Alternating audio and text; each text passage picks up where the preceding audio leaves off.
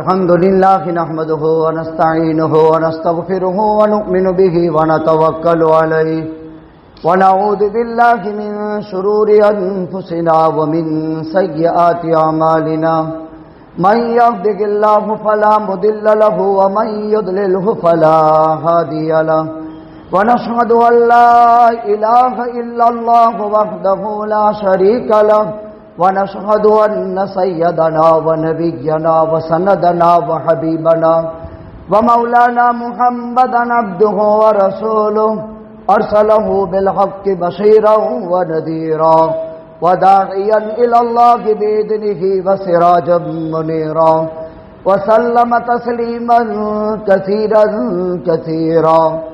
قال الله تبارك وتعالى في الكلام المجيد والفرقان الحميد: أعوذ بالله من الشيطان الرجيم بسم الله الرحمن الرحيم. وإذ ابتلى إبراهيم ربه بكلمات فأتمهن قال إني جاعلك للناس إماما قال ومن ذريتي قال لا ينال عهد الظالمين. فقال الله تبارك وتعالى: وَإِذْ يَرْفَعُ إِبْرَاهِيمُ الْقَوَاعِدَ مِنَ الْبَيْتِ وَإِسْمَاعِيلُ رَبَّنَا تَقَبَّلْ مِنَّا إِنَّكَ أَنْتَ السَّمِيعُ الْعَلِيمُ. وقال الله تبارك وتعالى: رَبَّنَا إِنِّي أَسْكَنْتُ مِنْ ذُرِّيَّتِي بِوَادٍ غَيْرِ ذِي زَرْعٍ عِنْدَ بَيْتِكَ الْمُحَرَّمِ رَبَّنَا لِيُقِيمُوا الصَّلَاةَ فاجعل أفئدة من الناس تهوي إليهم وارزقهم من الثمرات لعلهم يشكرون. فقال النبي صلى الله عليه وسلم: أنا رؤيا أمي وبشارة عيسى وثمرة دعوة أبي إبراهيم. صدق الله العلي العظيم وصدق رسوله النبي الأمي الكريم ونحن على ذلك لمن الشاهدين والشاكرين والحمد لله رب العالمین.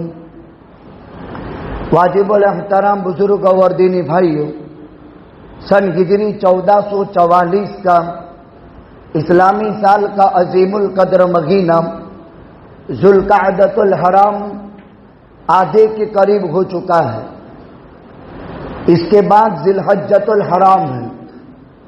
اب تک کے خطبات میں ہم نے خلیل اللہ سیدنا ابراہیم علیہ السلام، ذبیح اللہ حضرت اسماعیل اور حضرت ہاجرہ کی عظیم یادگاریں اور اسلام کے اہم ترین ارکان میں سے حج، حاجی اور حرمین شریفین کے فضائل سن لیے ہیں.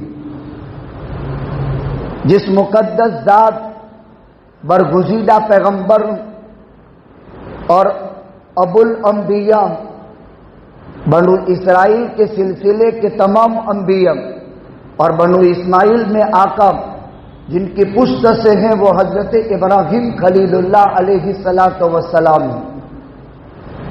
اب سے لے کر کے کئی جمعہ تک خلیل اللہ حضرت ابراہیم علیہ السلام کا ذکر خیر کریں گے.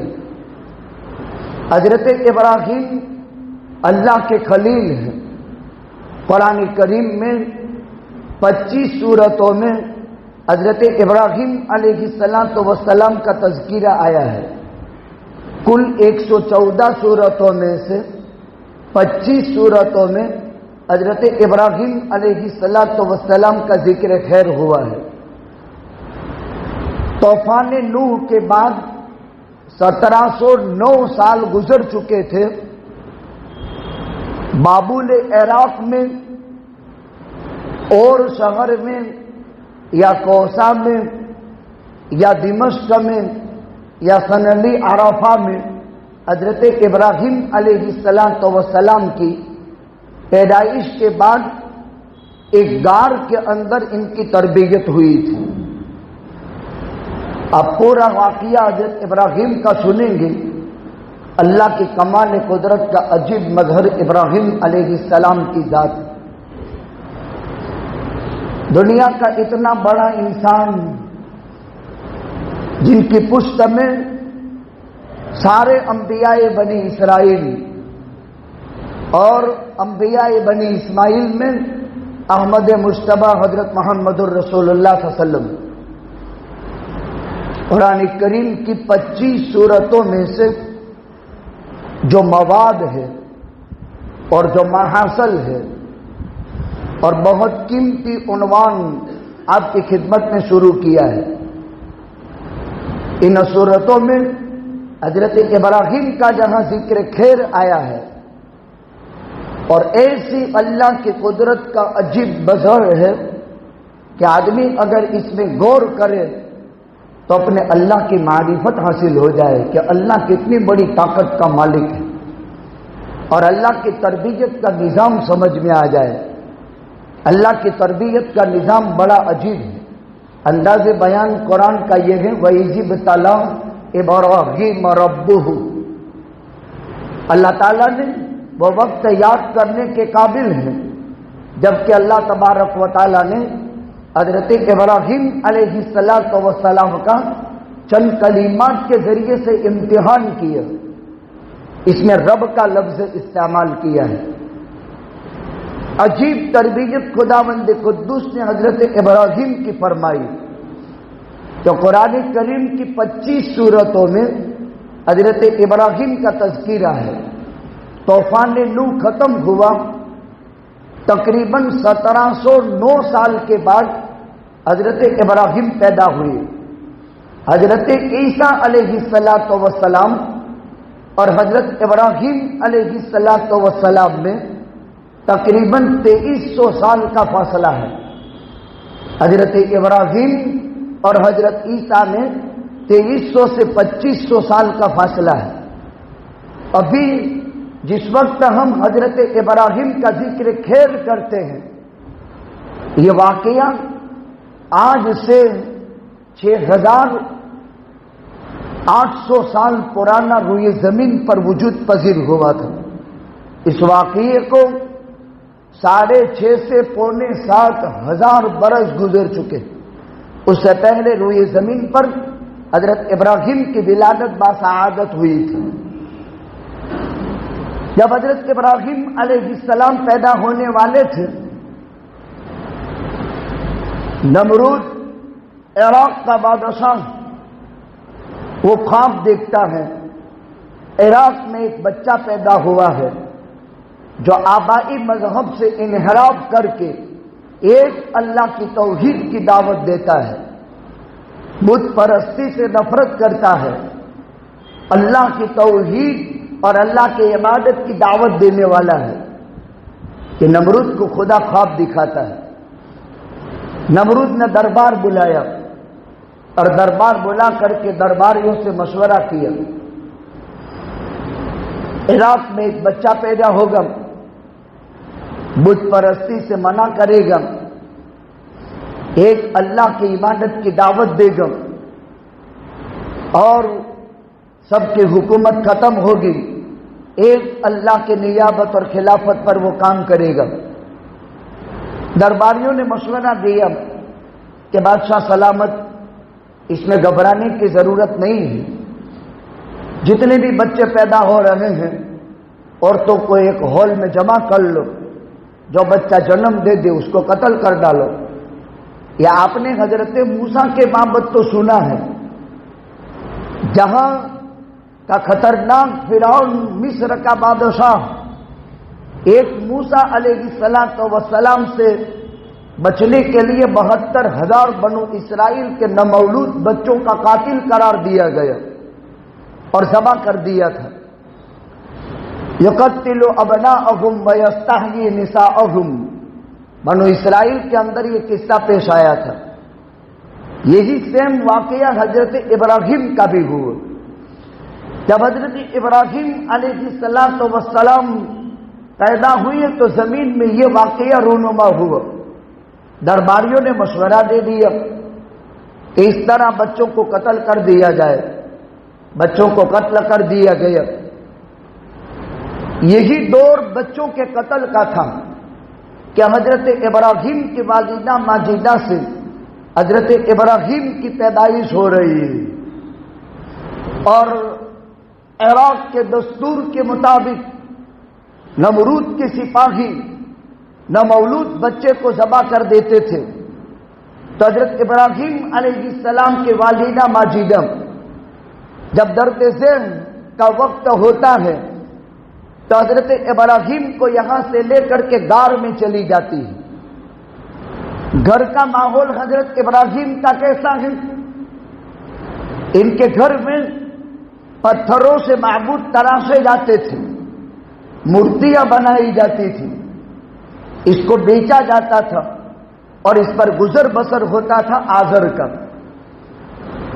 سبحان اللہ، اللہ تعالیٰ کی کمال قدرت دیکھیے، جس گھر میں مورت بنائی جائے اور مورتیوں کی پرستش کے لیے اس کو سپلائی کیا جاتا ہو، اس گھر میں اللہ اپنا خلیل پیدا کرتا ہے۔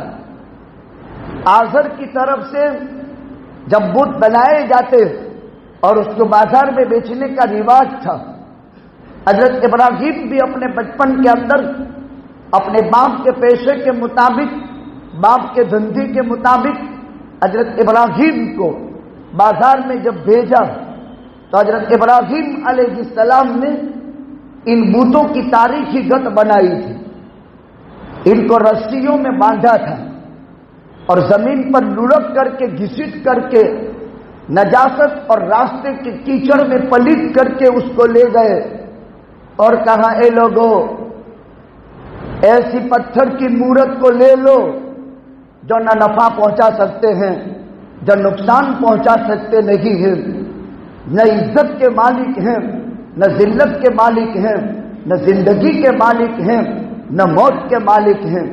لے لو تم ایسے پتھروں کے تراشے ہوئے بتوں کو جن کو انسانوں نے تراشا ہے اور نفع نقصان کی وہ حیثیت نہیں رکھتے۔ کسی کا کان توڑ دیا، کسی کا ناک توڑ دیا، کسی کا چہرہ بگاڑ دیا، الگ الگ انداز کے نقصان والے بت بنا کر کے پیش کیے۔ کون لے گا اس کو؟ باپ کو جب پتا چلتا ہے حضرت ابراہیم علیہ السلام کی اصلاح کرتے ہیں، لیکن اس سے پہلے کا حال دیکھیے۔ جب حضرت ابراہیم کی والدہ ماجدہ کے پیٹ سے ابراہیم کی پیدائش کا وقت قریب ہوا تو حضرت ابراہیم علیہ السلام کی ماں ان کو لے کر کے غار میں چلی گئی۔ وہ غار آج دنیا میں موجود ہے۔ ایک وقت تک وہ پورا شہر زمین میں دب گیا تھا، لیکن وہ شہر پورا تلاش کر لیا گیا اور حضرت ابراہیم علیہ السلام اور میں یا کوثا میں یا دمشق میں یا سنلی عرفہ میں، دنیا میں 4 جگہ یہ غاریں ملتی ہیں۔ حضرت ابراہیم علیہ السلام جہاں پیدا ہوئی وہ غار کی جگہ بھی آپ کو بتا دیتے ہیں۔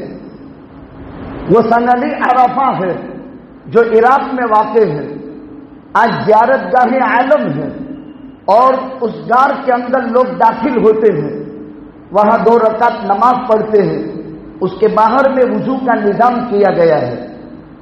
جب حضرت ابراہیم علیہ السلام کی پیدائش کا وقت قریب ہوتا ہے، ماں ہوتی ہے اور ماں کی ممتا مشہور ہے۔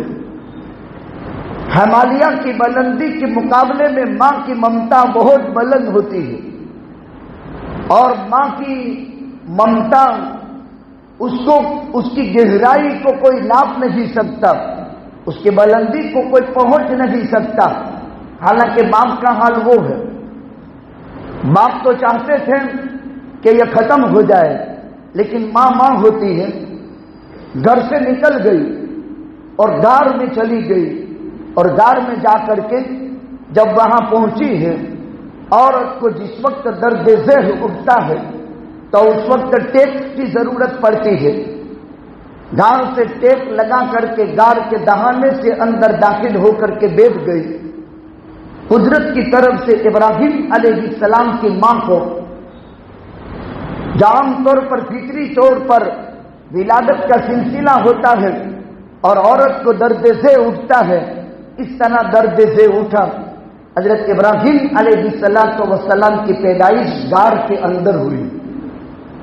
اللہ کی قدرت کا عجیب نمونہ، وہ سند عرفہ کی غار ہے یا وہ کوسا کی غار ہے یا وہ دمشق بردہ کی غار ہے، 4 مقامات الگ الگ لکھے ہیں، یا وہ ہاران کی غار ہے، لیکن مشہور یہ ہے کہ وہ سند عرفہ کی غار تھی۔ اپنے گھر سے چند میل چل کر کے حضرت ابراہیم علیہ السلام کے والدہ ماجدہ نے فرعون کے پکڑے نمرود کے پکڑے جانے کے خوف سے غار میں پناہ لے لی۔ حضرت ابراہیم کا تولد ہوا۔ پیدائش کے بعد جب بچہ دنیا میں جنم لے لیتا ہے تو جو ودھی کی جاتی ہے صاف صفائی کی اور جو کچھ ضرورت ہے وہ حضرت ابراہیم کی ماں نے حضرت ابراہیم کے ساتھ سلوک کیا۔ پھر یہاں سے حضرت ابراہیم کو غار میں بند کر کے گھر چلی گئی۔ آخر شوہر ابراہیم کے والد بزرگوار نے پوچھا کہ حمل کا کیا ہوا؟ تو کہا بچہ پیدا ہوا تھا، مر گیا۔ اب وہ بھی چونکہ اگر زندہ رہتا، اگر لڑکی کا فرماتے تو کہاں ہے؟ اس کے دماغ میں بھی تھا کہ نمرود کا شاہی فرمان ہے کہ لڑکا پیدا ہو تو مار ڈالا جائے، قتل کر دیا جائے۔ چلو ٹینشن ختم ہو گیا، لڑکا پیدا ہو گیا، مر گیا، اب نمرود کے مار ڈالنے کا خطرہ اور خدشہ تو ختم ہو گیا۔ تو اس نے سکون کے سانس لے لیے اور جب ابراہیم کی ماں نے جھوٹ بول کر کے توریہ کر دیا کہ بچہ پیدا ہوا تھا اور پیدا ہونے کے بعد مر گیا تو میں نے اس کو دفنا دیا۔ ماں ہوتی ہے۔ حضرت ابراہیم علیہ السلام کے والدہ ماجدہ دوسرے دن ہیلے سے پھر غار پہنچتی ہے تو حضرت ابراہیم علیہ السلام ایک نامولود جیسے اپنا انگوٹھا منہ میں لیے ہوئے ہوتا ہے اسی طرح اپنے انگلیاں چوستے ہوئے نظر آئے۔ ٹھیک حضرت موسیٰ علیہ السلام کی والدہ ماجدہ نے جس وقت حضرت موسیٰ کو دریائے نیل میں صندوق میں رکھ دیا تھا تو حضرت موسیٰ علیہ السلام کی والدہ کے دل میں خدا نے ڈالا تھا وَأَوْحَيْنَا إِلَىٰ أُمِّ مُوسَىٰ أَنْ أَلْقِيهِ، کیا موسیٰ کو دریائے نیل میں رکھ دو۔ اس طرح حضرت ابراہیم کی والدہ نے حضرت ابراہیم علیہ السلام کو غار کے اندر رکھ دیا۔ موسیٰ کی ماں نے موسیٰ کو اللہ کا امر پا کر کے صندوق میں رکھا۔ ان کی تربیت خدا نے فرعون کے محل میں کرائی اور وہی موسیٰ بنو اسرائیل کے لیے نجات دہندہ اور پورے فرعون اور قبطی قوم کی ہلاکت کا باعث ہوا۔ ایک طرف 72,000 بچوں کی بلی لے لی گئی اور ان کی قربانی قبول کر لی گئی۔ قل قدر اللہ وما شاء فعل، اللہ کی تقدیر کو دنیا کی کوئی طاقت بدل نہیں سکتی۔ یہاں پر بھی ایسا ہی ہو رہا ہے، چلی جاتی ہے پھر واپس آتی ہے، دیکھا کہ یہ انگلیاں چوس رہا ہے، بچہ ترو تازہ ہے، چہرہ کھل رہا ہے، پروان چڑھ رہا ہے۔ خالی انگلیاں اور انگوٹھا چوسنے سے کبھی بچہ پروان نہیں چڑھتا ہے، لیکن ماں ہوتی ہے، اس کے دل میں خدا الہام کیا کرتا ہے۔ اسی لیے عورت ذات اس کائنات کی وہ واحد صنف نازک ہے جو بچوں کے پیٹ کے درد کی وجہ سے رونا اور کراہنا اور ماں کے دودھ کی طلب کی وجہ سے بچے کا چلانا، دونوں آوازیں سیم ہیں لیکن دونوں کا فرق سمجھنے والا صرف روئے زمین پر اس کی ماں ہو سکتی ہے، اس کے علاوہ کوئی نہیں۔ یہ قدرت کا نظام ہے، مرد سمجھ نہیں سکتا۔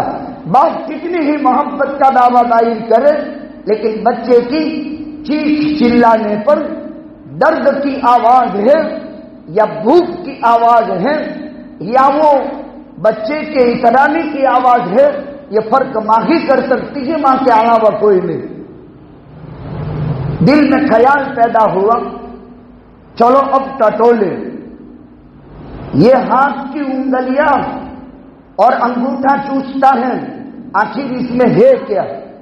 جبریل روزانہ تشریف لاتے ہیں، ایک انگوٹھے پر چھوالے ہیں، ایک انگلی میں پانی ہے، ایک میں شہد ہے، ایک میں دودھ ہے، اس طرح کی غذائیں لے کر حضرت جبریل روزانہ تشریف لاتے ہیں۔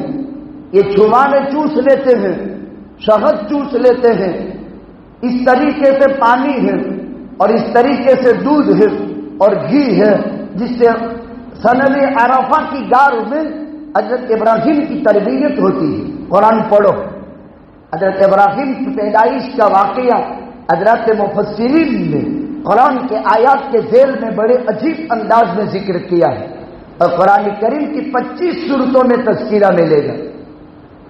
ہم نے صرف قرآن کو رمضان کے ساتھ خاص کر دیا۔ قرآنی علوم 24 گھنٹے کی انسان کی ضرورت کی چیز ہے، کوئی ایک لمحے کے لیے بھی انسان اس سے غافل نہیں ہو سکتا، اور اس قدر علوم ہے کہ آدمی کا پیٹ کبھی اس سے بھرتا نہیں، اور علم کا اتنا گہرا سمندر ہے کہ کبھی بھی علماء اس سے سیر نہیں ہوتے، اور اتنی بڑی طاقت ہے کہ قلم آج تک اس کے لکھنے سے عاجز ہے، زندگیاں فانی ہیں لیکن اللہ کے علوم میں بقا ہے اور وہ باقی ہی رہے گا۔ حضرت ابراہیم علیہ السلام روزانہ تشونما پا رہے ہیں۔ اب ماں کو بھی تسلی ہو رہی ہے کہ گھر کے مقابلے میں اچھا نظام گار میں ہو رہا ہے، گار بند کر کے آ جاتی تھی پھر پہنچ جاتی تھی۔ اس طرح حضرت ابراہیم علیہ السلام 16 یا 17 مہینے گار میں رہے، 16 یا 17 مہینے۔ ہے دنیا میں کوئی ایسا قدرت کا عجوبہ جو ابراہیم کی ذات؟ واتخذ اللہ ابراہیم خلیلا، اس ابراہیم کو اللہ اپنا دوست بنانے والا ہے، اس ابراہیم کو اللہ اپنا دوست بنانے والا ہے۔ عقل کیا سوال کرتی ہے کہ اللہ تعالیٰ چاہتا تو نمرود کو سیکنڈوں میں فنا کر دیتا اور ابراہیم کی بقا کا نظام کر دیتا، لیکن وَإِذِ ابْتَلَىٰ إِبْرَاهِيمَ رَبُّهُ، اللہ اپنی تربیت کے آثار بیان کرتا ہے کہ خدا جس کو زندگی دینا چاہے اس کو دنیا کی کوئی طاقت نہیں مار سکتی، اور خدا بتدریج مصلحت کی رعایت کر کے پروان چلانا چاہے تو کائنات کی کوئی طاقت اس کا مال بیکار نہیں کر سکتی۔ زندگی اور موت، عزت اور ذلت، اور تندرستی اور بیماری، حالات اور شائستگی، یہ اللہ کی طرف سے ہے۔ عام طور پر ایک دن 1 مہینے کے برابر ہوتا تھا، یعنی حضرت ابراہیم علیہ السلام ایک دن میں جسم کی باڈی میں وہ تغیر پیدا ہو جاتا تھا جو 1 مہینے کے بچے کے اندر تغیر پیدا ہوتا ہے۔ 1 مہینے کا بچہ جتنا پروان چڑھتا ہے وہ حضرت ابراہیم 1 دن میں پروان چڑھ جاتے تھے۔ 16 یا 17 مہینے یعنی 7 برس یعنی 10 برس یعنی 17 برس تک حضرت ابراہیم علیہ السلام کی سنلی عرفہ کی غار کی زندگی انسان کے بھیجے میں نہیں آتا ہے، لیکن نہ بھیجے میں آوے نے اس کو مان لینے کا نام ایمان ہے۔ عجیب قدرت کی کاریگری کام کرتی ہے۔ 16-17 مہینے کا غار کا زمانہ ہے، اور حضرت ابراہیم علیہ السلام کے نشو و نما 17 مہینے میں 17 سال کے برابر ہو جاتی ہے، 16 مہینے میں 16 سال کے برابر ہو جاتی ہے، 7 مہینے میں 7 سال کے برابر ہو جاتی ہے۔ حضرت ابراہیم علیہ السلام کے والدہ ماجدہ تشریف لائی۔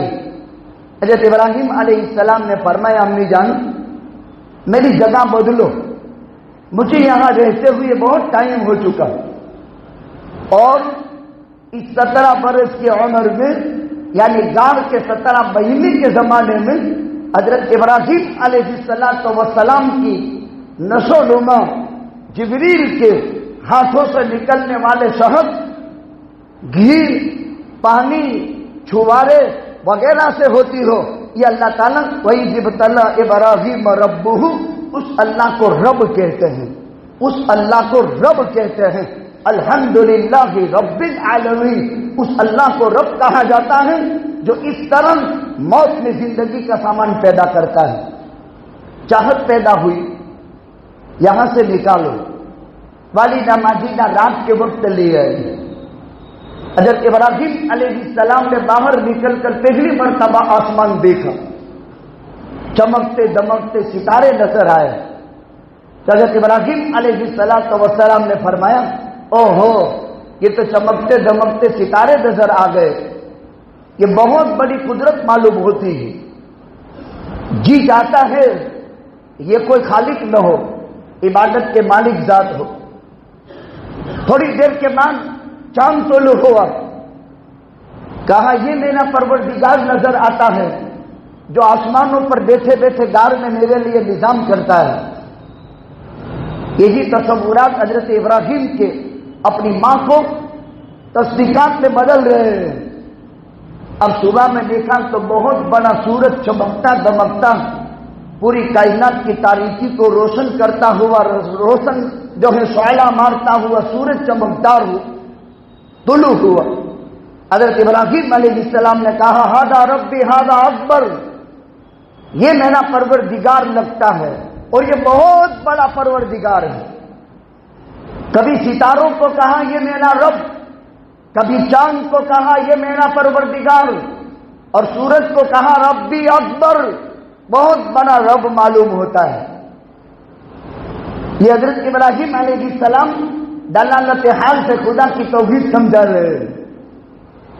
حضرت ابراہیم نے صبح میں کہہ لیا ستارے غروب ہو گئے، اور غروب ہونے والا رب نہیں ہو سکتا۔ سورج کے طلوع پر چاند غروب ہو گیا اور غروب ہونے والا معبود نہیں ہو سکتا۔ اور شام تک سورج چمکتا دمکتا رہا، لیکن جب شام کو اندھیرا ہو گیا تو فرمایا کہ غروب ہونے والا کبھی پروردگار نہیں ہو سکتا، لہذا نہ سورج پرستش کے لائق، نہ چاند عبادت کے لائق، نہ سیارے عبادت کے لائق، اس لیے کہ وہاں پتھر تراش کر کے ان کی پوجا کی جا رہی تھی۔ اس مسئلے کو سمجھانے کے لیے حضرت ابراہیم نے بڑی پیاری مثالیں پیش کی۔ سورج اگنی دیوتا مانتے ہیں ہندو لوگ کہ یہ اگنی دیوتا ہے اور اس کا نمن کرتے ہیں اور سوریہ نمسکار کرتے ہیں۔ اس زمانے میں بھی یہ رواج تھا، حضرت ابراہیم کے زمانے میں یہ رواج تھا۔ یہ حضرت نوح کے زمانے سے شروع ہوا، جس کا پس منظر آنے والی جمعہ میں ذکر کیا جائے گا۔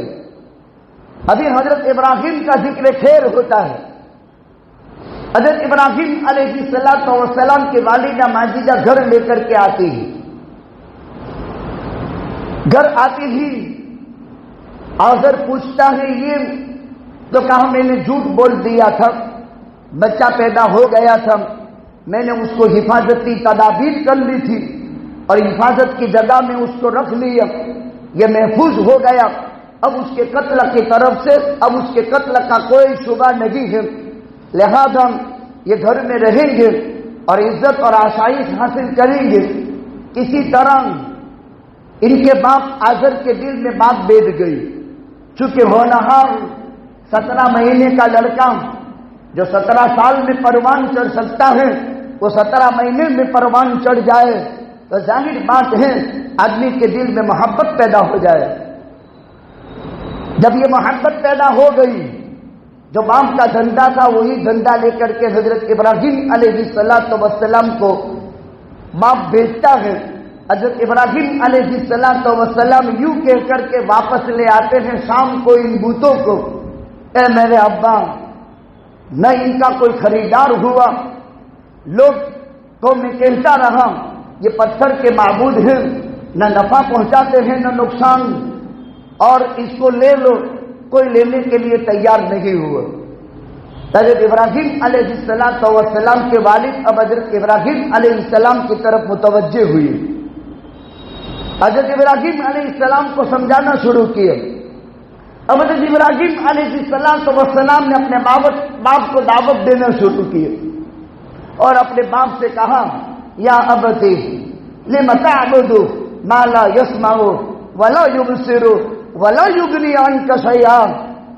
اتنے پیار بھرے انداز میں حضرت ابراہیم نے اپنے باپ کو سمجھانا شروع کیا. یا ابتی لم تعبد ما لا يسمع ولا يبصر ولا يغني عنك شيئا.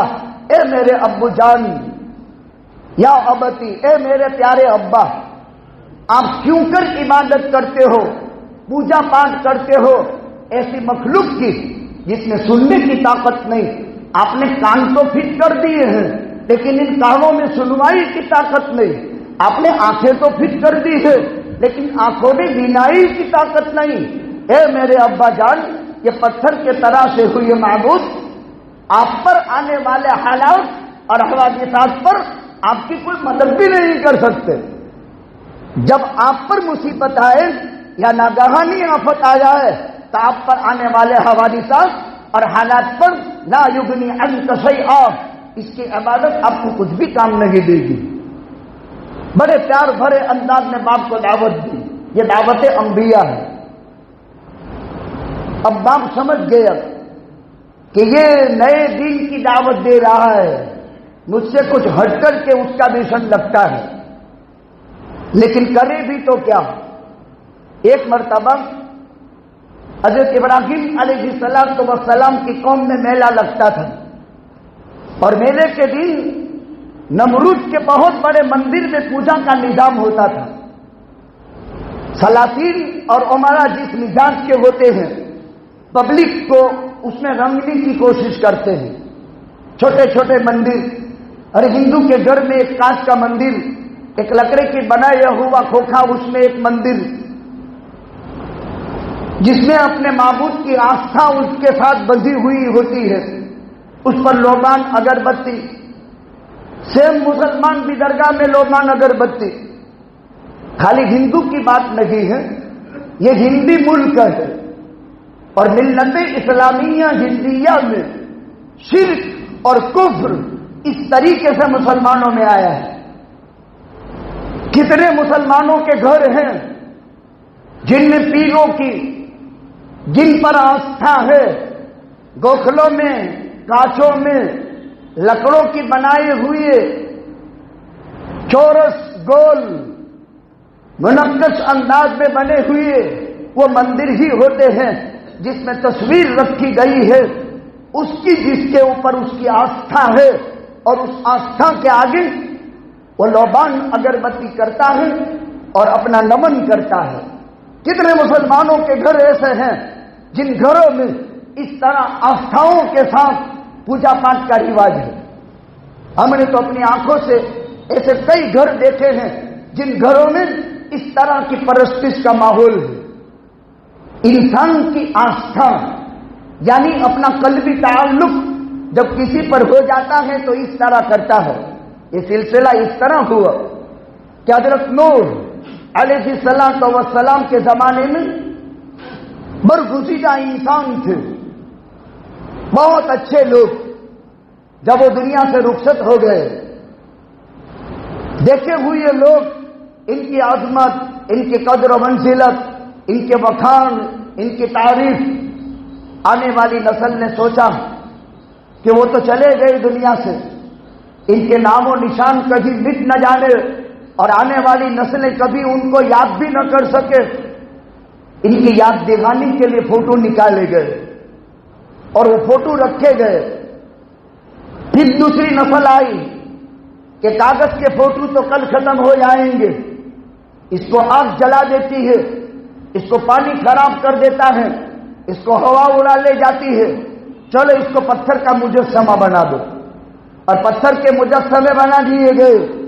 پھر نسل پیدا ہوئی، یہ پتھر کے تراشے ہوئے وہی ہیں جو ایک زمانے میں اللہ والے تھے، جن کے اللہ سنتا تھا، جن کے اللہ مانتا تھا اور جن پر روزیوں کا نظام ہوتا تھا. اب چلو گھر میں ان کو قدر و منزلت کی جگہ پر رکھ دے. ایک زمانے تک قدر و منزلت کی جگہ پر رکھے گئے. پھر نئی نسل پیدا ہوئی، انہوں نے کہا چلو یہ قدر و منزلت پہ جگہ رکھے ہوئے، کبھی اس کو لوبان بھی کر دو، کبھی اس کو اگربتی بھی کر دو۔ دیکھو لوبان ایک خوشبو ہے، اس کے استعمال کی جگہ متعین ہے، اس کے استعمال کی جگہ متعین ہے۔ جب انسان کی وفات ہو جائے اور اس کو نہلانے کے لیے غسل کے پاٹلے پر رکھا جائے تو غسل کے پاٹلے کو دھونے کے بعد اس کو 3 مرتبہ لوبان چڑھایا جاتا ہے۔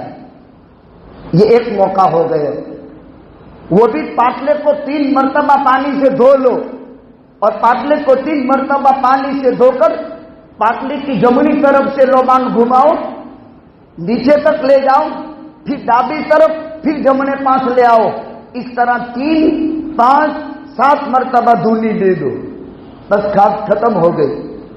اس کے بعد جب میت کو غسل دے دو، اب اس کو کفن بچھایا جائے، اور کفن بچھانے کے بعد اس کفن کو 3 مرتبہ لوبان چڑھا دو، بس 2 لوبان کی جگہ ہے، تیسری لوبان کی کوئی جگہ نہیں۔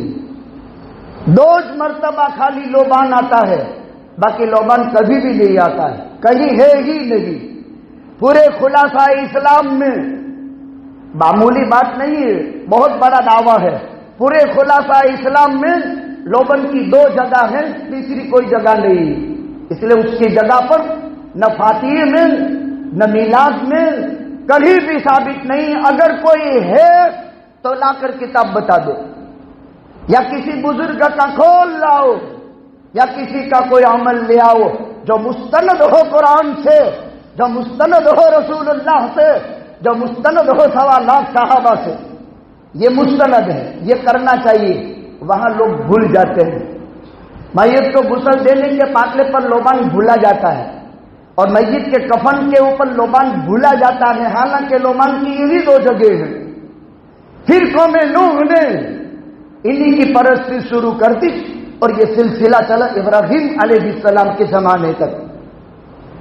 ابا نے کہا تیرا علاج میں کرتا ہوں، میرے بنائے ہوئے، میرے تراشے ہوئے بت پر تجھے وشواس نہیں ہے، میں بادشاہ کے مندر میں تجھے لے جانا چاہتا ہوں۔ اور میلے کا دن ہوتا تھا، بادشاہ کا مندر سجایا جاتا تھا، اور وہاں نظر و نیاز اور چڑھاوے ہوتے تھے۔ توحید کا مؤسس اعظم قرآن نے ابراہیم قرار دیا ہے۔ شرک، کفر، بت پرستی پر بولنا پڑے گا، تب توحید کے مؤسس اعظم کا حق ادا ہو سکتا ہے، ورنہ حق ادا نہیں ہو سکتا ہے۔ خیر حق تو ادا ہو ہی نہیں سکتا ہے، لیکن اس سلسلے میں شعور پیدا کرایا جا سکتا ہے۔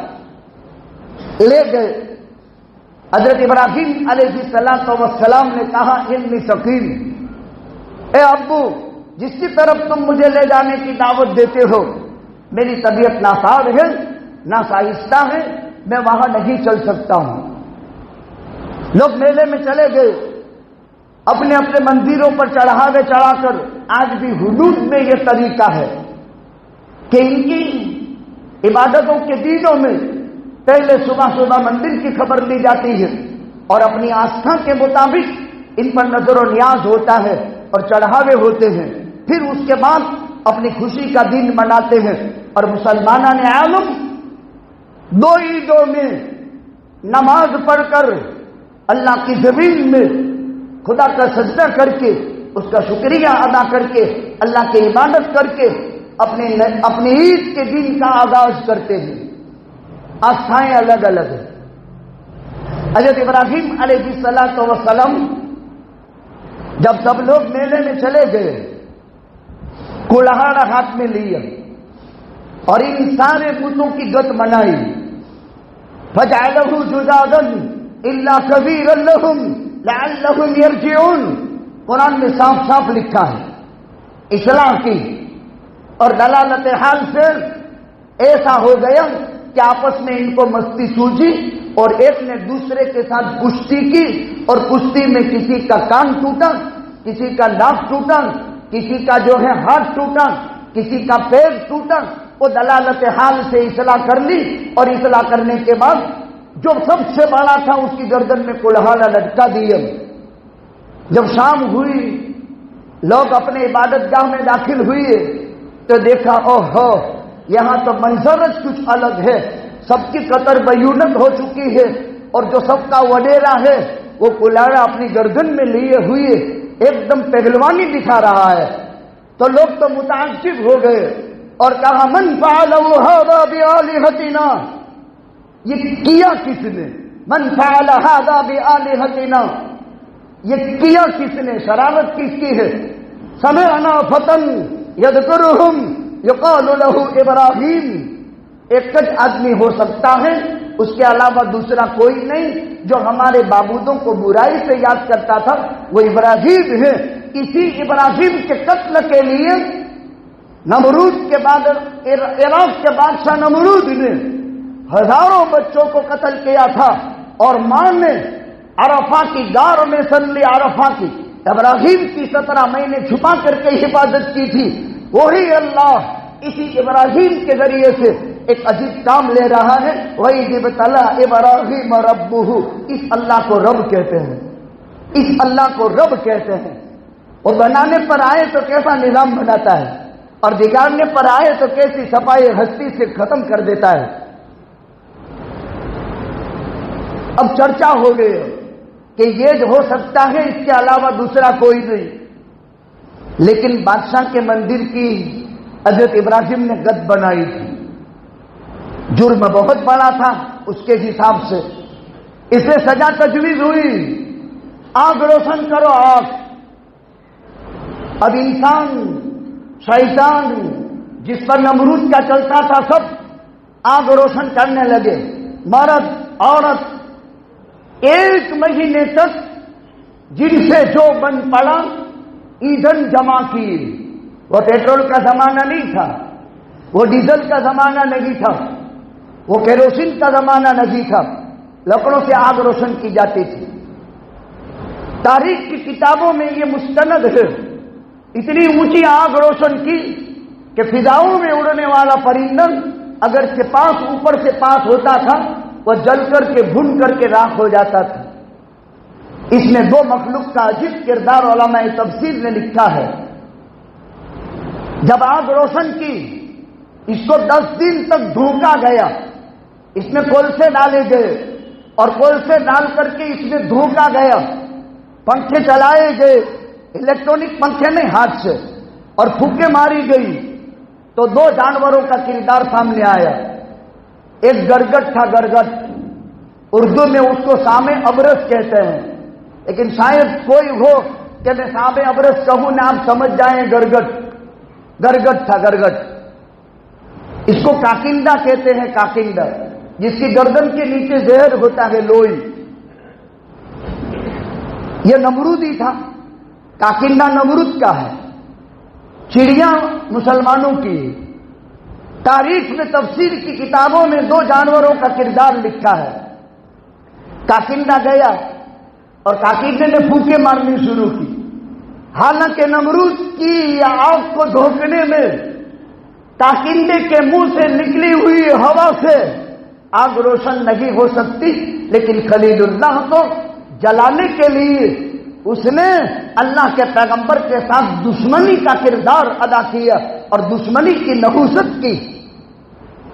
کل کائنات کا خلاصہ آقائے مکی مدنی حضرت محمد الرسول اللہ صلی اللہ علیہ وسلم نے فرمایا، جو گرگٹ کاکندے کو 1 جھاپٹ میں مار دے 30 نیکی ملے گی، جو 2 میں مار دے 20 نیکی ملے گی، جو 3 میں مار دے 10 نیکی ملے گی۔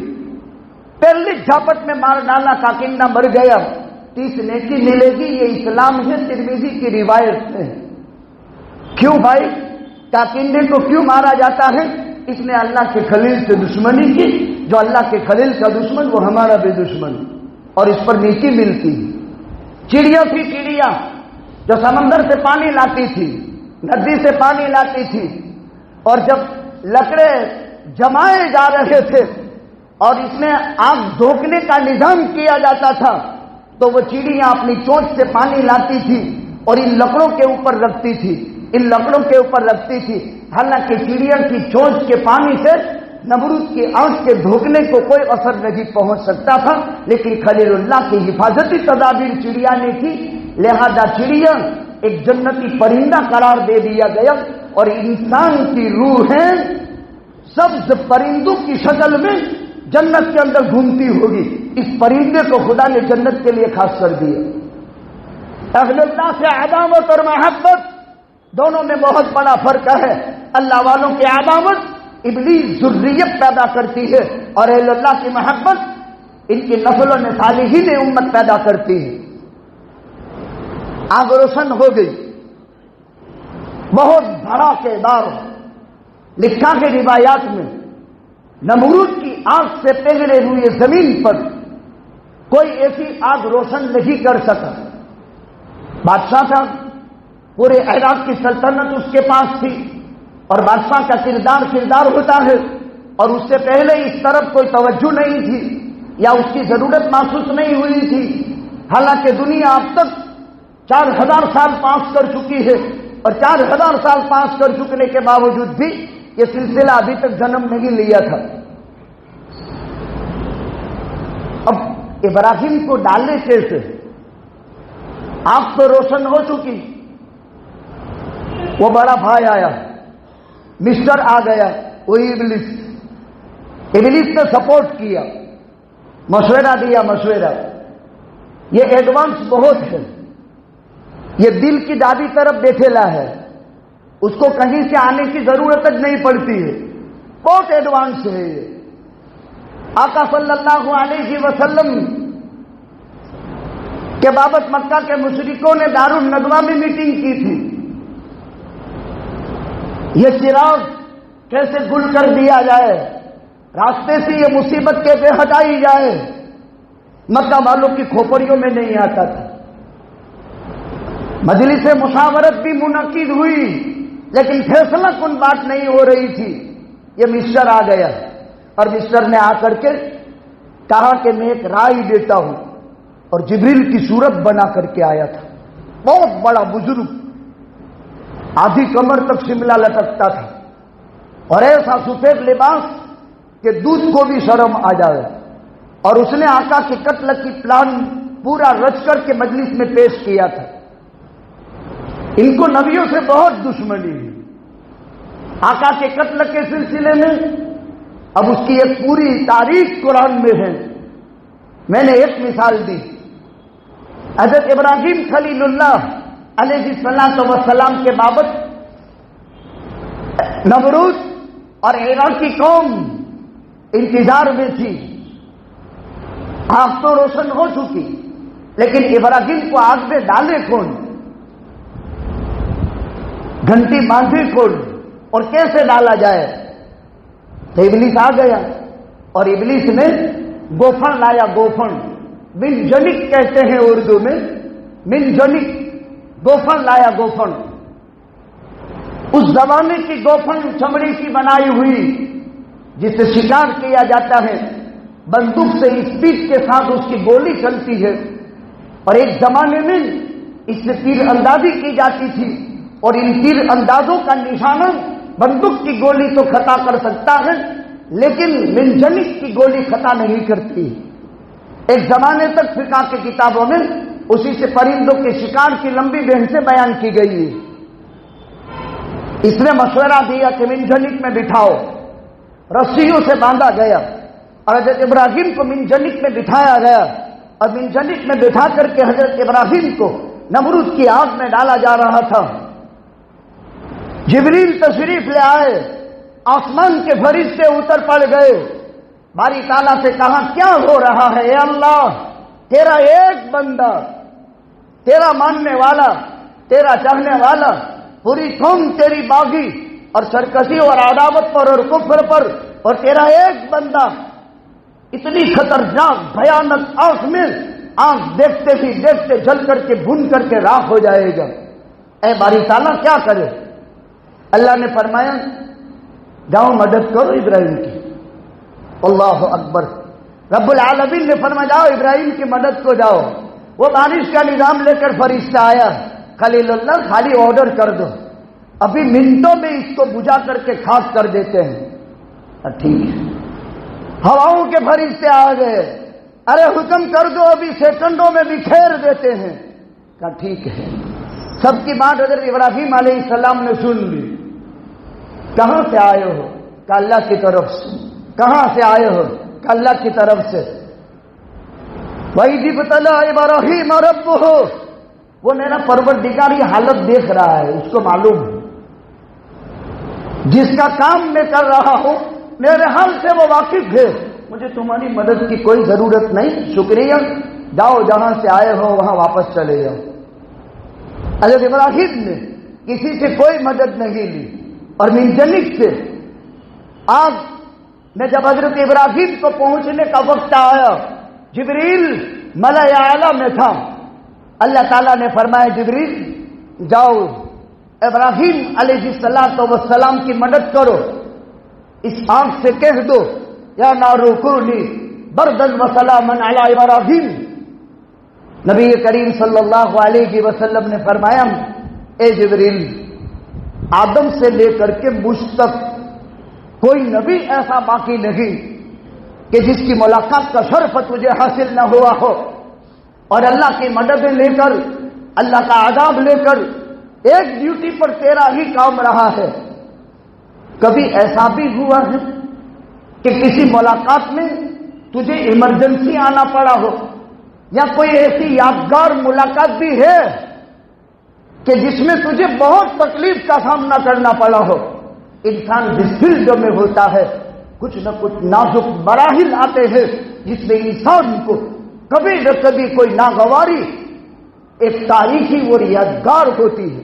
اس کو انسان کبھی بھولتا نہیں. آقا نے پوچھ لیے تو کہا اللہ کے نبی 4 مرتبہ ایسا ہوا ہے. جس وقت ابراہیم علیہ السلام کی منجنیق چل چکی تھی، آگ میں ڈالا جانا مقدر تھا، میں ملأ اعلیٰ میں تھا، اللہ نے مجھے حکم دے دیا، میں وہاں سے اسپیڈ سے آیا. باری تعالیٰ نے فرمایا آگ میں ابراہیم پہنچے اس سے پہلے تو اس آگ کو ٹھنڈی اور سلامتی والا بنا دو. یہ پہلا مرحلہ تھا. دوسرا مرحلہ، ابراہیم نے اللہ کا حکم پا کر اسماعیل کے حلقوم پر چھری رکھ دی تھی. میں ملأ اعلیٰ میں تھا. اللہ نے فرمایا ابراہیم، جبریل اسماعیل کے حلقوم پر ابراہیم کا چھری رکھ دینا عمل میں آ چکا ہے، جلدی کر. اور حضرت اسماعیل کے حلقوم پر پیتل وغیرہ کے ذریعے سے حضرت اسماعیل کی مدد فرما. یہ دوسرا مرحلہ تھا. جبکہ ابراہیم اسماعیل کے حلقوم پر چھری رکھ چکا تھا. اس کو اللہ کا لشکر کہتے ہیں، اس کو اللہ کی مدد کہتے ہیں. اس انداز میں خدا مدد کیا کرتا ہے. تیسرا، یوسف بھائیوں کے حسد کے شکار ہو گئے اور باپ کی محبتوں سے چھڑا لیے گئے، اور جب کنویں میں ڈال دیے گئے، بھائیوں کے کنویں میں پھینکنے کے بعد اللہ نے فرمایا جبریل جلدی کر، ان کے کنویں میں پھینکنے کے بعد کنویں پر پہنچنے سے پہلے، زمین میں پانی پر پہنچنے سے پہلے یوسف کو تھام لے. میں اوپر ملأ اعلیٰ سے اسپیڈ سے آیا، پتھر نکالا، یوسف کو بٹھا دیا. یہ تیسرا مرحلہ تھا. اور چوتھا مرحلہ، آپ احد میں تھے. احد میں سن ہجری 3 میں آپ کی عمر شریف کا 56واں سال تھا، اور مکہ کے مشرکوں نے عہد کو گھیرے میں لے لیا تھا. شروع میں مسلمانوں کو فتح ہو گئی، لیکن پھر فتح شکست میں بدل گئی، اور کفار اور مشرکین کی تلواریں اور تیر اس قدر زیادہ برسات ہوئی کہ آقا کی پیشانی پر تیر، آقا کے دندان مبارک پر تیر، آقا کا ڈھال چھین لیا گیا، گھڑے میں ڈال دیے گئے، اور آپ کے دندان مبارک شہید ہونے کے بعد آپ کے دانتوں میں سے خون نکلا. میں ملأ اعلیٰ میں تھا. اے محمد الرسول اللہ، اللہ نے مجھے حکم دیا صلی اللہ علیہ وسلم، جبریل جلدی کر، میرے نبی کے دندان سے نکلا ہوا خون زمین پر گرنے سے پہلے تھام لے. میری عزت کی قسم، میرے علو مرتبے کی قسم، میری جلالت شان کی قسم، اگر میرے نبی کا خون کا قطرہ احد میں دندان مبارک سے نکل کر کے زمین پر آ گیا، میں قیامت تک ہوئے زمین پر گھاس اگنے نہیں دوں گا۔ یہ چوتھا مرحلہ تھا۔ حضرت ابراہیم علیہ السلام کے لیے اللہ کے حکم کی بنیاد پر یہ آگ گلزار بن گئی۔ 40 دن 40 رات، 30 دن 30 رات، 22 دن 22 رات، 3 دن 3 رات حضرت ابراہیم علیہ السلام اس آگ میں رہے۔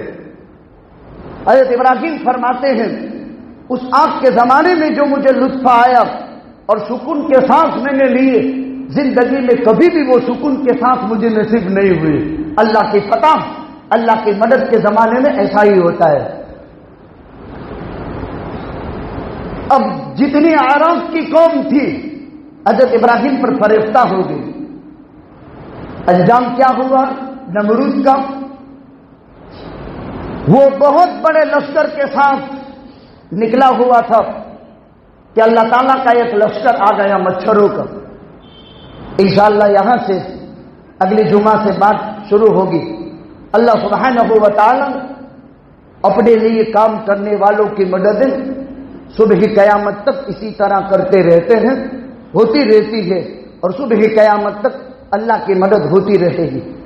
آدمی یہ قرآنی حقائق ہے، یہ کوئی افسانے نہیں ہے، یہ قرآنی حقائق ہے جو کئی کتابوں سے گھنٹوں کے مطالعے کے بعد مرتب کر کے آپ کو آسان اور سلیس انداز میں بیان کرنے کی کوشش کی جاتی ہے، اور آپ سے ایک مطالبہ کیا جاتا ہے کہ اپنی نسلوں میں حاملین قرآن پیدا کراؤ۔